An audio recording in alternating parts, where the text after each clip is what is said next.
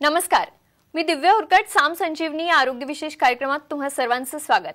मानसिक आजारांसाठी संमोहन उपचार एक वरदान या विषयावर आज आपण चर्चा करणार आहोत आणि यावर मार्गदर्शन करण्यासाठी माझ्या सोबत आहेत सुप्रसिद्ध संमोहन तज्ञ डॉक्टर विजय कुमार काळे सर। आपण सरांचं स्वागत करूया। सर, कार्यक्रमात मनापासून स्वागत आहे। नमस्ते।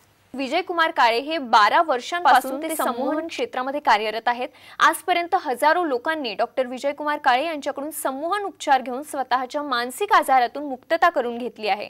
डॉक्टर काळे यांना आजवर अनेक सन्मानांनी गौरवण्यात आले आहे।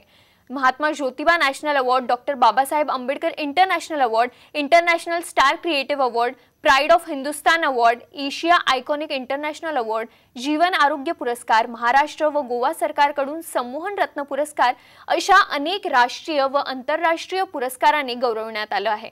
तसंच डॉक्टर काळे सर ग्लोबल हिप्नोथेरपी असोसिएशनचे आणि इंटरनॅशनल ह्यूमन राईट्स काउन्सिलचे पुणे जिल्ह्याचे अध्यक्ष आहेत।